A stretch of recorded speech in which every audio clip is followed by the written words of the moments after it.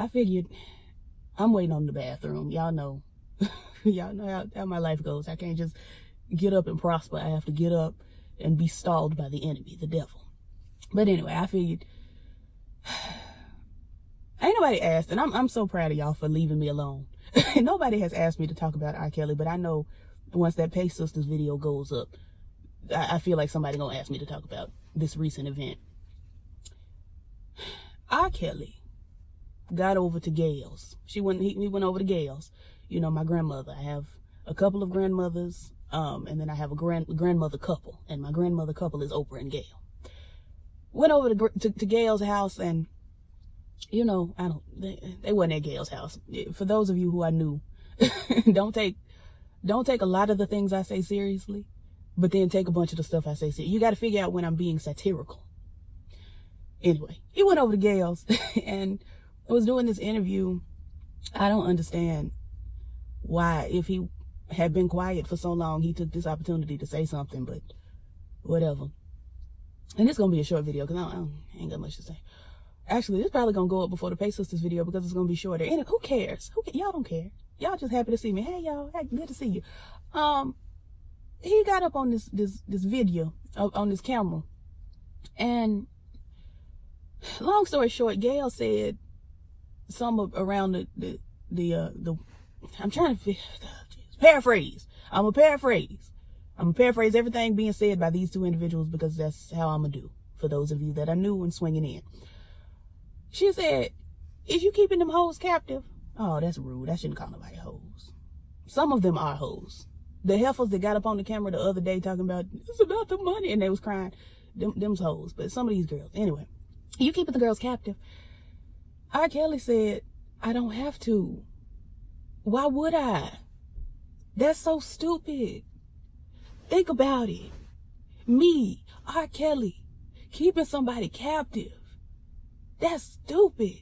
And I'm saying, like, it was stupid when you was doing it. It is stupid, yes. Thank you for acknowledging. Then he, you know, goes on this rant about how he gave us 30 years of his career. Robert, I don't think you understand how industries work. You didn't give us 30 years of your career, sweetie. Your career was 30 years of you giving us things. It's not like it. The way I just phrased that was, it didn't seem like I said anything different, but follow me.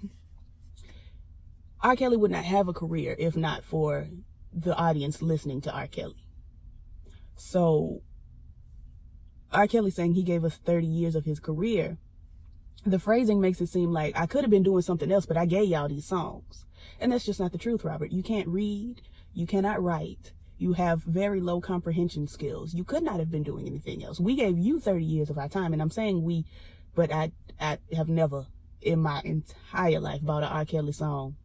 I can name on one hand the amount of times that I've actively gone over to listen to an R. Kelly song on purpose. And I don't even need the full hand. I did click on the Step in the Name of Love music video one time in my life because I heard Selena Johnson was in the video and I was like, oh, I like Selena, let me see. And she was there. You don't need to go click on the video to to hear about it. She in it. She just smiled and she had a flower in her head and she turned her hair from side to side and she stepped in the name of love. It wasn't nothing spectacular. But it just didn't make no sense to me for him to be, I gave y'all 30 years of my career. Like, what would you have been doing if you hadn't given us those 30 years? You would have been in jail a long time ago because you would have been working at that McDonald's and you would have sexually assaulted somebody at that very McDonald's and you would have went to jail. Then you would have got out, you would have done it again, and you would have went to jail. Like, that's just, you didn't give us 30 years of your career like that. That's not how that's not how it works. That's not how it works. You put out the albums. The girls went on and listened to it. They gave you 30 years of their time. Anyway. I don't really care. I don't. I just got on here to say that Gayle King and Diane Sawyer are my two favorite interviewers. If they're doing an interview with somebody who is not strong mentally, I'm going to watch it. And I know that sounds petty and that may not even be politically correct. I don't know. But my favorite interview in the entire world, this whole wide world, is Diane Sawyer and Whitney Houston. When she told Whitney Houston, look at this photograph of you, look, the bones. And Whitney Houston responded by saying, well, I'm 5'7" and thin. Yeah, my bones. I'm 5'7" and thin. So obviously you're gonna see bones, girl. And Diane said, but that's not just thin. And she said, no. What is it, Diane? Tell me.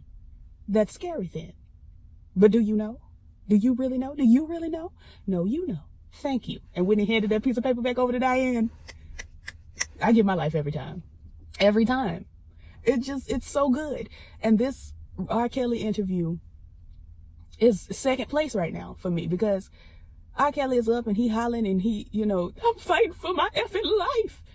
And Gayle is just sitting there going, Robert, Robert, Robert, Robert, Robert, Robert, Robert, no. He hollering and, you know, they dabbing his forehead, he's sweating and they trying to get the makeup all off him and all of that, you know, or touch up his makeup or whatever. And she's just sitting there like, Robert, Robert. He like, is the camera still going? I hope the camera's still going. And she's just like, it's still going, Robert. Like, I get my life. I get my life. Him asking if the camera's still going, obviously he wanted y'all to see him crying. Obviously it was a maneuver. If you believe anything other than that, I don't know what to tell you. You like for kids to get molested. That's the conclusion I've decided to draw for the people defending R. Kelly. You just enjoy hearing or doing the molestation, hearing about or doing the molestation of children. Period. There's no other earthly logical reason for you to be caping for R. Kelly at this point in time. No reason. Anyway, so they was doing all that. After that interview, some heifers got on the camera and was doing the exact same crying. It's like they took the same acting class with the same acting coach on the same acting day and came up with the same monologue, just slightly varied. And she got up on the screen and was crying, and the tonation, if you listen to it, the tone of her crying, the placement of her curse words is the exact same as R. Kelly's. It's like, y'all really the same girl. How could the love of my life and my potential wife be the same girl? Man, I can't believe that we done fell in love with the same damn girl. Oh yeah. Like, that's the only R. Kelly song. I lied earlier in this video. That is the only R. Kelly song I have purchased. And it's R. Kelly and Usher's hit song, Same Girl. Because that was a bop. I believe it was 2005. It was such a good freaking song. And I'm sitting here listening and I'm just like, oh my God. Oh my God. She got a beauty mark on the left side of her mouth. She went to Georgia Tech. Like, she works with, I believe it was CBS. Wow. You know, Usher met her in a party in Atlanta. R. Kelly met her in a party in Chicago. It's the same girl. And then you watch the music video and it's twins. And it's like, well, why they got the same nickname, job, car, and child? What a weird... Anyway, I didn't come here to talk to y'all about that.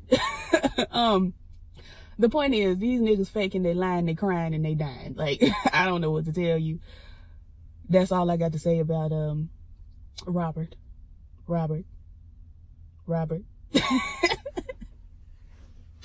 I love Gayle. I love her. I've always loved her. She used to have a morning talk show that I used to when I skipped school back in the day. I used to sit up and be watching Gayle on the morning talk show. Like, whatever. I love me some Gayle. Anyway, that's all I got to say about this. Y'all comment below how y'all feeling about Robert.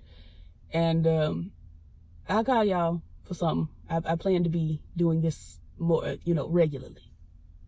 Don't ask me where I've been. I've been in bondage. I can't talk about it right now. I'm gonna give y'all details eventually one day, but I cannot talk about it right now. I'm traumatized. So I'll see y'all later. Peace.